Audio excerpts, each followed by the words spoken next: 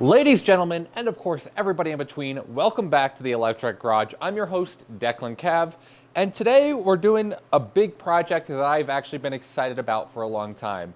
We are going to be taking apart this CODA. But first, intro.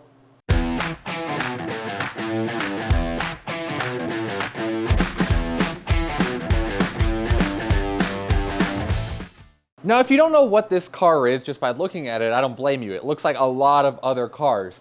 This is a 2012 CODA EV. They made about 200 of them in California. You might be wondering, why would you take apart a perfectly good, rare electric car? And I'll tell you, this is not a perfectly good, rare electric car. This is actually a broken, rare electric car. So let me tell you why I'm going to be doing what I'm doing. Now, it's important to know that I own two CODAs, actually, and my other CODA is my daily driver. It is a white 2012 CODA EV, VIN number 6. This, I have no idea when this was put in the production line. It says VIN number 406, but they didn't make that many. So I'm not quite sure what number this was in the production line. Anyway, this CODA has a bad BMS. And while in a normal electric car that wouldn't be that big of a deal, on a CODA, that is a proprietary part that requires custom programming and custom hardware. I don't have that, nor do I want to have that, and it's overly complicated. I don't want to do it, and without it, this car will never run, unless I put in an aftermarket BMS, but we're not doing that. We're not doing that.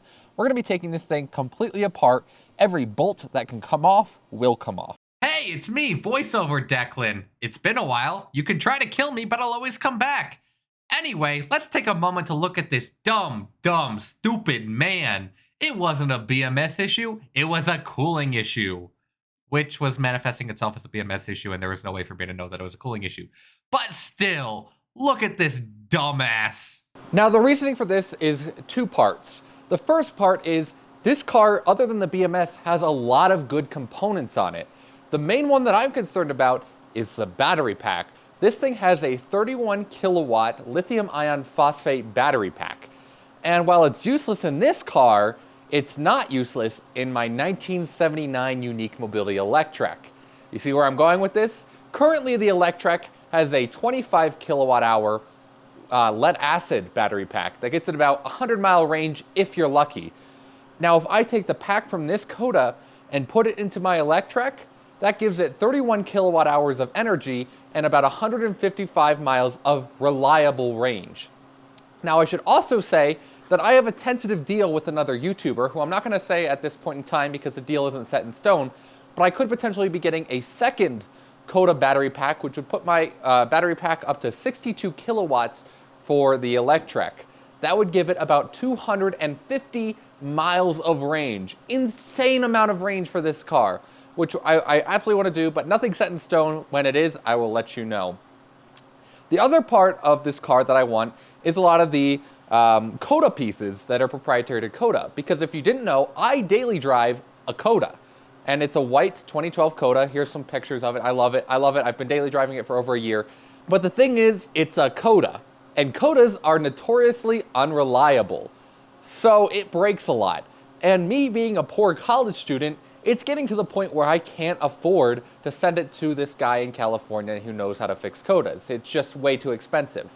So having this car as a parts car for my CODA will keep my daily driver CODA on the road for longer.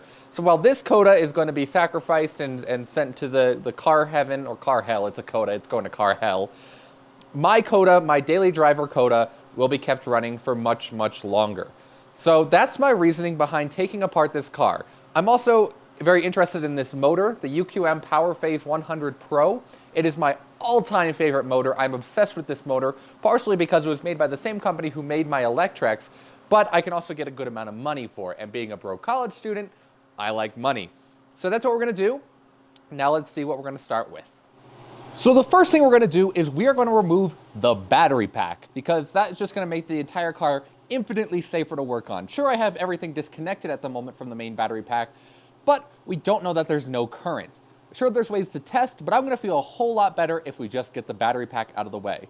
Now, this is a challenge because you might have noticed my garage does not have a car lift. and it's usually recommended that you have a car lift if you're dropping a battery pack. So that's where the challenge comes in.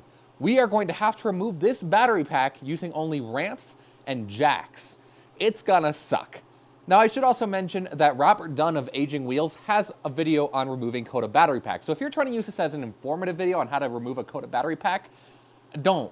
Go over to Robert's channel. I'll link it here or in the description below, so you can go see Robert's video explanation of how to remove a CODA pack. This is going to be much worse than that video because I'm going to struggle a lot more. Now, I forgot to mention this in the intro, but I actually bought this car off Copart, which is a scrap car company. It was actually up in Denver, which happens to be only about 2 hours from where my car garage is. So I naturally went and bought it for a very decent price. But yeah, here you can just see me jacking it up and then kicking some ramps under there. I couldn't get it quite high enough, so brute force is the way forward. Yeah, I got nothing else to say about this. Look at it go. It goes up. Hooray. Also, I broke this jack while filming this video, by the way. I thought that was funny. That's what I get for buying Harbor Freight products.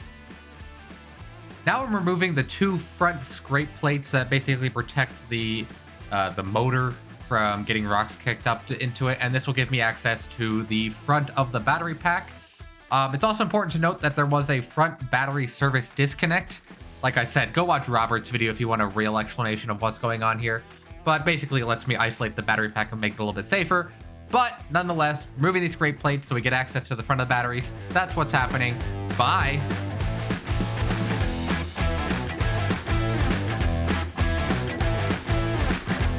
All right, look at this. I can actually fit my real camera under the car now, which is great. Now you can see the front of the battery pack. We have that big metal sheet taken off, and now you can see the front of the battery pack. You can see where the service disconnect used to go, and you can see what the next step is going to be. It's going to be these 2 tubes, which are for cooling and heating. You can see how they connect up here into the heating and cooling ducts. It should just be 2 easy little brackets that we need to take off. And then these hose pipes should pop off.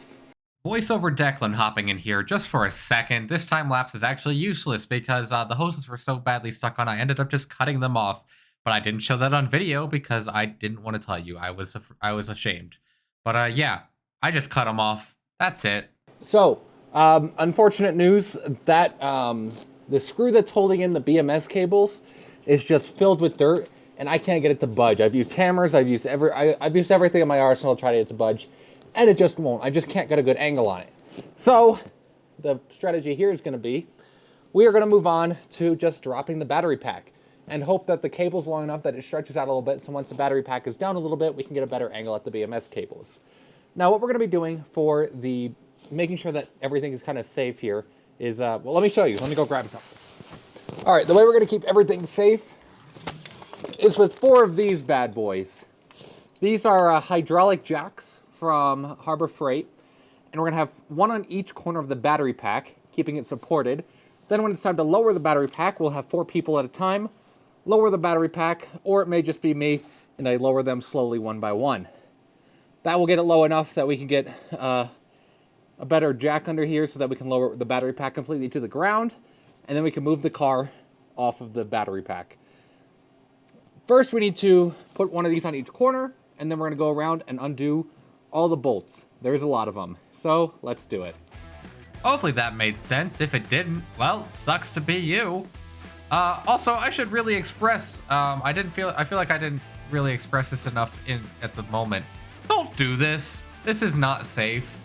Yeah, electric cars are fun to work on, but don't do what I do because I'm not the smartest guy around. I might be an electrical engineer major, but that doesn't mean I know about electrical engineering.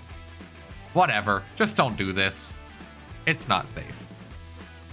All right, the battery pack is now disconnected from the car chassis, which basically means we now have a over 1,000 pound brick of dangerous explosive batteries being held up by these bottle jacks. What this means is we now need to be extremely careful. That means no more going underneath the battery pack, because if this thing were to fall, it would absolutely kill me. So we need to be extremely careful now, and we're just going to very, very slowly, I'm going to go one by one and just slowly lower it a little bit, and then move on to the next one, lower slowly, move on to the next one until we have the battery pack lower down, or until we reach resistance from the BMS connection, which we have yet to undo. So now we're going to do that. We're going to be extremely, extremely careful. We do not want this thing coming down quickly. We want it to be nice and slow so that we don't damage any of the cells, and we also don't damage me. All right, let's do it.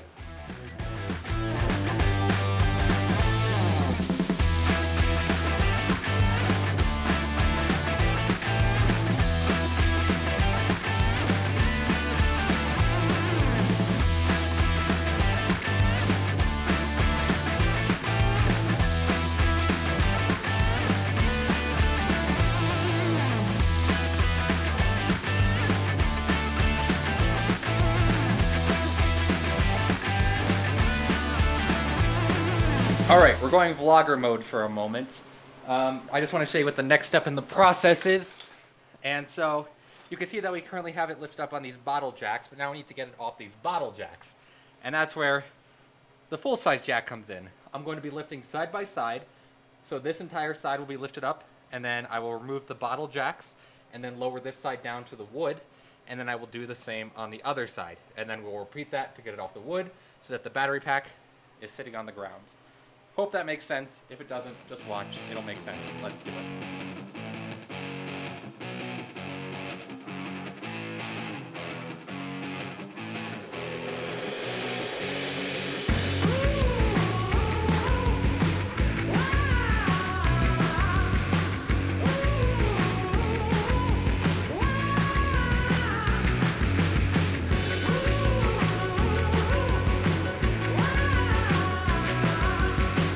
Alright, so we got the battery pack on the floor, but as I was pushing the car over top of the battery pack to get the car out of the garage, I realized that there wasn't enough clearance between the top of the battery pack and the bottom of the car. In hindsight, I probably should have calculated that, but I didn't. So it kept getting stuck on the cooling hoses.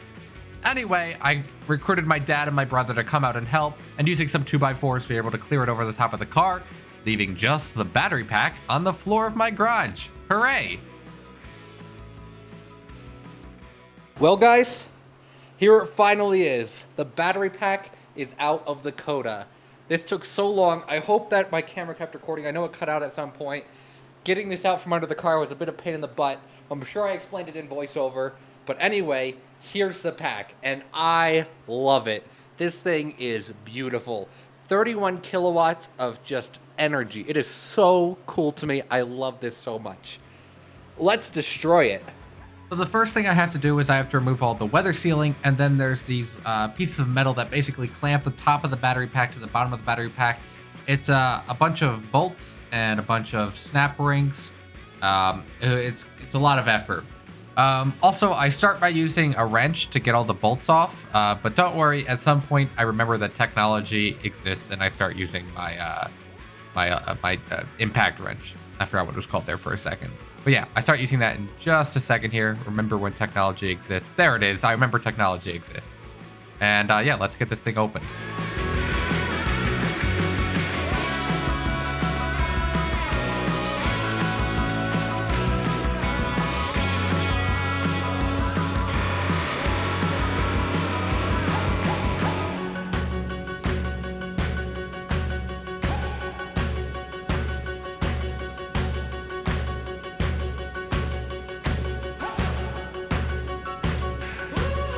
And look at that. Now that it's open, I'm just going to go one by one and test each cell. I should be getting about 16 volts for each cell because the battery pack is at 20% state of charge. And that's exactly what I get, which means that all these cells are more than likely good. Now that we have all those tested, the next step is disconnecting all the BMS lines and all the bus bars, and then we can start removing the packs. It takes me a second to actually figure out how to do this, but don't worry, I get there, and the packs start coming out.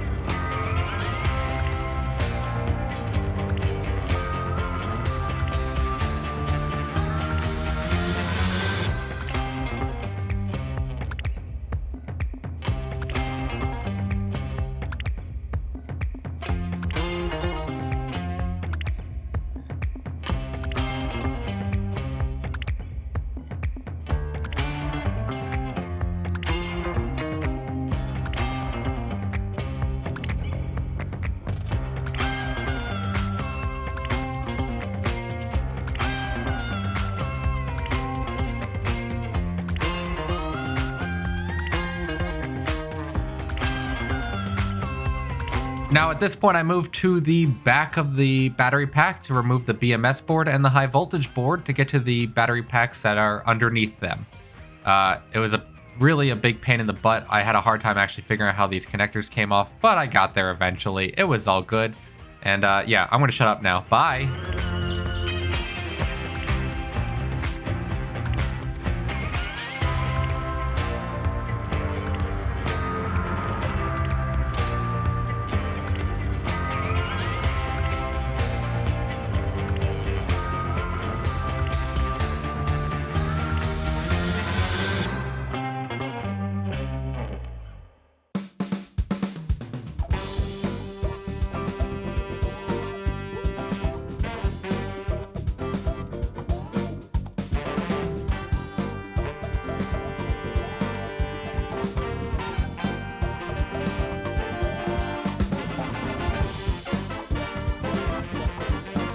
All right, that took forever, and these are very heavy, but they are very cool as well. These are the modules out of a CODA. Wow. These each measure about 16 volts each. At peak, they should measure about 19. These are at about 20% state of charge, like I said earlier. But yeah, that was a lot of effort to get these things out. You might actually notice that there's two sizes. I guess I should clip my microphone for this part.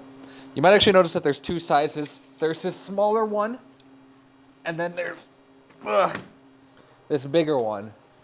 And I think they just did that so that it would fit nicely in the battery pack. But they both measure 16 volts. They're the same voltage, just separate amperages. So that's something to take into consideration when I'm putting these in the Electrek. But we have 14 of the big ones and 4 of the small ones for a total of 18 modules. They're awesome. I think they're really cool.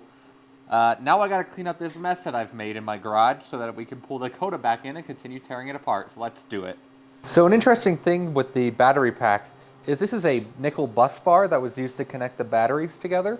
And while it looks like a solid piece of nickel, it's interesting because it actually flexes. It's actually stacked nickel. If you look close enough, you can see that there are layers to it which allow it to flex. I assume this is so that the batteries can have a little bit of motion without putting too much strain on the actual connection points. The strain all goes through this stacked nickel bus bar, which I think is super cool. It's super cool engineering right there.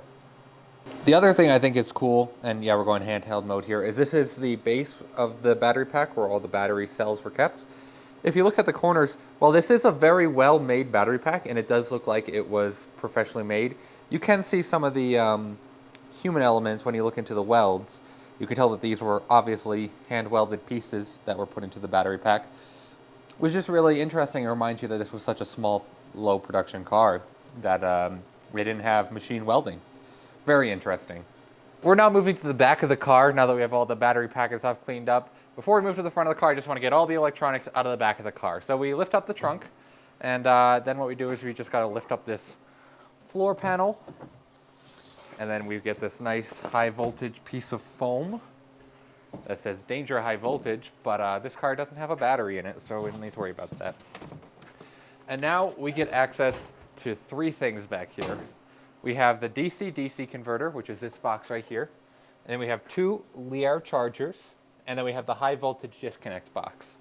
So the reason that there's 2 chargers in this car is because they're wired in series to give the battery packs a higher kilowatt hour of charging.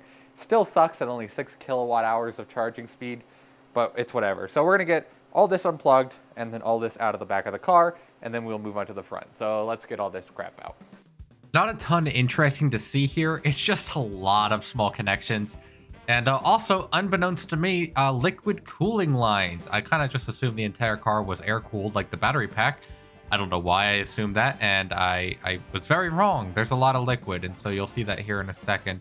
And actually, you'll see a video that Ryan wanted me to show you here in just a second of me dumping coolant into my driveway.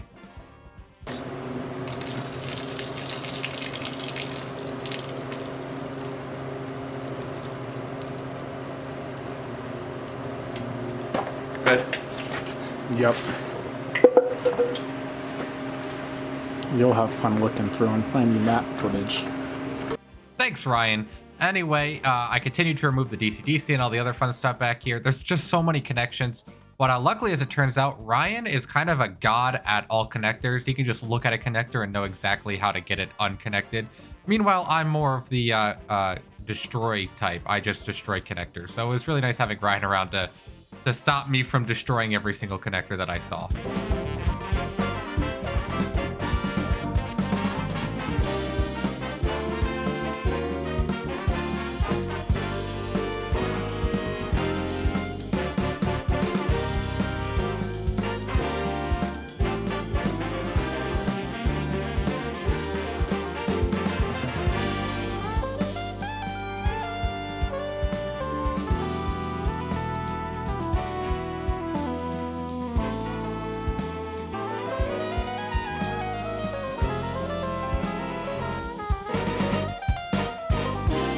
Now we move to the front of the car, and I wish I could tell you there was rhyme or reason to what we're doing, but there's really not. We just we saw a bolt and we unbolted a bolt. You can see us starting here with the bolts. I was going to try to make this sound more professional, but that's really all we were doing. Any bolt that we saw, we undid, and that was our process. I'll pop back in when something more interesting happens. All right, well, that was a little bit sooner than I expected to be popping back in, but here you can see me removing the top of the inverter, which is basically what takes the DC power, converts it to AC. This will allow me to disconnect the inverter from both the motor and the main battery pack. That's what I'm doing here. So while I do this, Ryan is removing any and all coolant lines that he can get his hands on. Then we decided to take out its eyeballs and then rip its face off. As it turns out, the front bumper's really hard to take off. It's almost like they don't want us to take it off. Whatever, we did it anyways.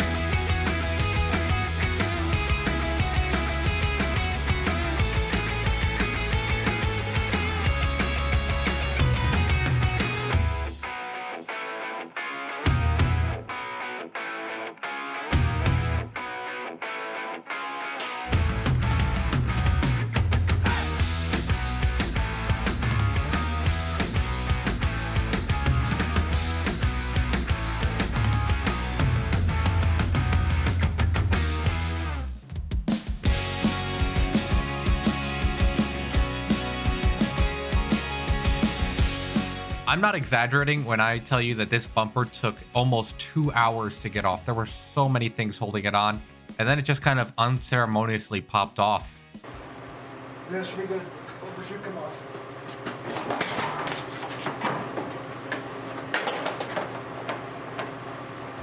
With the bumper out of the way, we can now move to the crash bar, and then we can take out the radiators.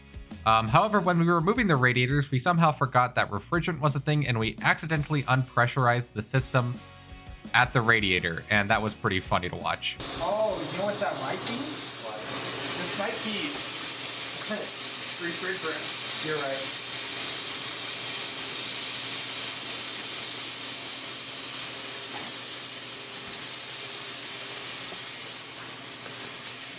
You getting it on video? Yeah.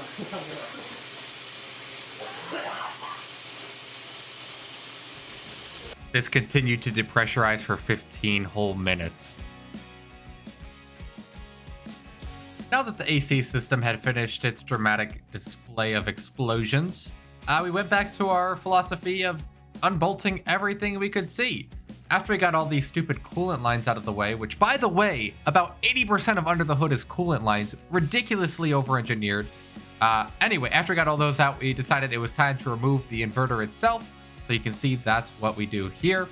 And then we get back to the coolant system, which again is about 80% of what's under the hood. Stupid, stupid, dumb, CODA, bad.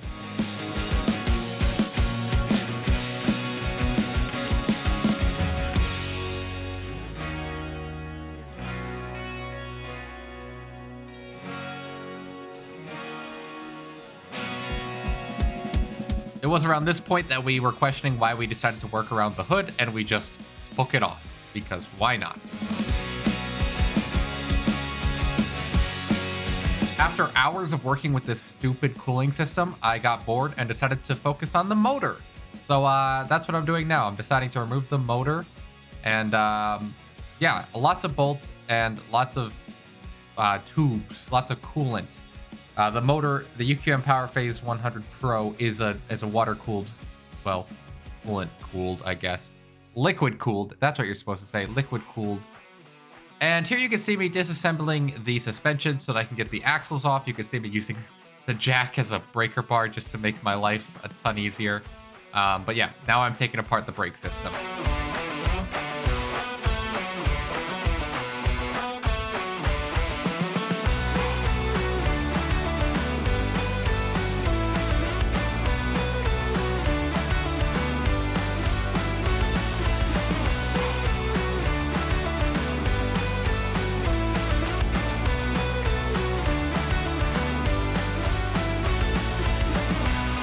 At this point, I had yet another revelation.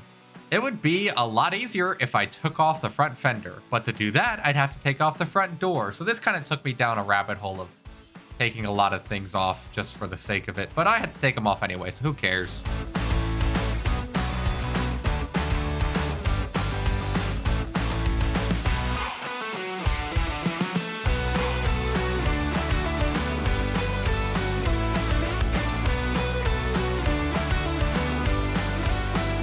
With everything unbolted, it was finally time for the motor to come out. And you might be looking and saying, Declan, that looks really, really wrong. The wrong way to do it. And to you, I say, shut up. You don't know what the f you're talking about. Let me do my own thing. F you.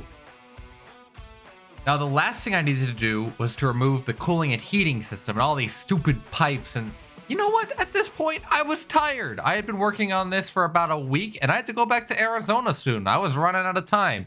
So I decided to use a little engineering secret that I'm going to tell you all right now. Now, you can't tell nobody that I told you this, all right? Can't tell nobody because they'll kill me. The engineers are going to kill me if you tell them I told you. It's very secretive. It's brute force. We're just going to yank this out with an engine hoist. It's just getting ripped out. We're cutting wires. We're cutting tubes. We're leaking fluids all over the floor. Oh my goodness, look at it go. It took a few tries, but baby, we got that bad boy out. Oh my God, look at it. Brute force, baby, and it's out. And look at that. I'm sitting in it. I'm sitting in the frunk of a CODA. All of the major electronic components have been removed, including the motor, the transmission, all the cooling components, which took up about 80% of this. And actually were the worst part to get out. If it wasn't obvious, this wasn't all filmed in one day. This has actually taken me a long time. There have been hours and hours on end where I wasn't filming, trying to figure out how to get stuff removed. It sucked. It took me a long time. It's been over a week now that I've been working on this project. But look at that. It's out. And I couldn't be happier. Now that we have all this out, there's a few small things that I'm going to get out. Like some random wires and stuff out of here that I'm going to get out, but I'm not going to remove everything because honestly I just don't care about everything. What we're going to move on to now, after I get all those parts out, but I'm not going to do that on camera, we're going to start taking off body panels, or at least the ones that we haven't yet. That includes the 3 doors that we haven't taken off, all the trunk stuff, and then we're going to tear out the interior carefully so that it can be reused. Yeah, I'm very happy about this. This took a really, really long time. I'm not joking when I say that this probably took maybe 75, 100 on the high end hours of work just to get it to this point. But I believe the hardest part is over, and now we can move on to the body panels and the interior, the part that's probably going to be a lot easier. Let's do it. Yeah, like Past Me said, I don't really need to be here. I just figured the transition would be smoother if I was here. All right. I'll let you guys watch now. Bye.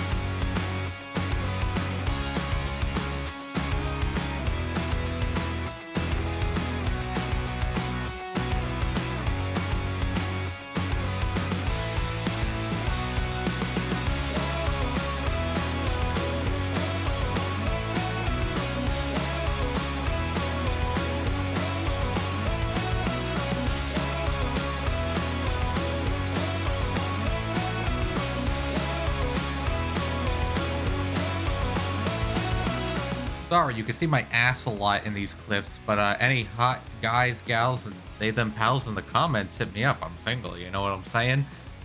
In a minute here, you can see me try to take off the dash, and I was really struggling to get the steering wheel off. So I recruited the help of my brother, who came out, gave it one good yank, and it worked. So, cute, Quinn. I could have done that. I loosened it up for you. Whatever. Just watch.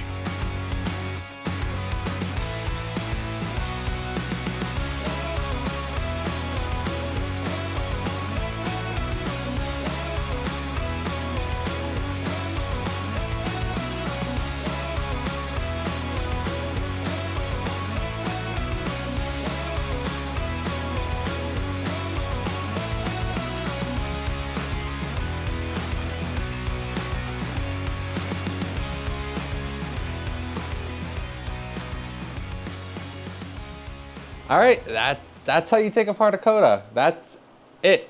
You might be saying, oh, there's still some stuff left in the car, and yeah, there is.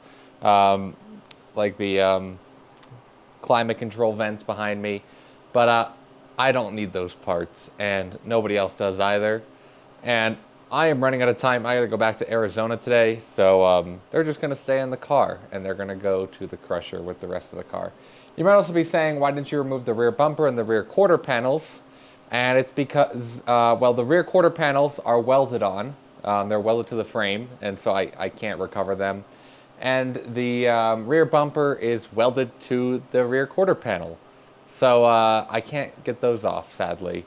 I am actually kind of upset about the rear bumper, but everything else, we got all the other body panels off. We got all the steering stuff out, all the electronics, all the cooling, all the motors. You know, you watch the video. You don't need me to tell you this. Now, if you've been watching this video and you own a CODA and you're saying, hey, I need that part, well, I might have it for sale, and the link might be in the description below. It is. Go to that link in the description below, and all the parts that you've seen me take off are for sale, as long as nobody else has bought them, except for the parts that I need, which are some of them. You can't have those. Those are mine. But, yeah, anyway, that was a lot of work. Like I said previously, this was not done in a day. This was done over the course of, it took me over a week to do all this, and it was painful. There was a lot of blood. So much blood. I hope you guys enjoyed. If you did, please consider subscribing. It means a lot to me. Also, leave a comment. Make it nice. If it's mean, I'm going to cry. I will do it. I will cry. You can also find my gaming channel, because cars aren't the only thing I do. Television Soup, link will be in the description below if that's something you're interested in. You can follow me on Instagram at Electrek Garage, and you can follow me on TikTok at Declan Cav. If you want any more information about unique mobilities, you can go to uniquemobility.org. I will also be starting a new website called Electrek Garage, which will be featuring all kinds of rare electric cars, including the CODA. Hopefully that will be launched in the next few months. It's been a lot of work. I'm super excited about it. Tons of research, tons of graphic design has gone into it. Basically, any information you could ever want about any rare electric car. It's going to be super cool, and I look forward to showing it to you guys. Once it's done, I will link it in the description below. Also, more content coming soon to this channel. I know I'm slow, but it's just because I don't like to release unfinished videos. I have 2 videos in the works. They probably won't be released for a while, but they are in the works, and it involves my city car and my commuter car. So be on the lookout for that. Also, a video will be coming out once the battery pack from this CODA gets put into my Electrek. I'm trying to get better, but like I said, I don't like releasing non-finished projects. So anyway, I hope you guys enjoyed, and I will see you all in the next video. Bye.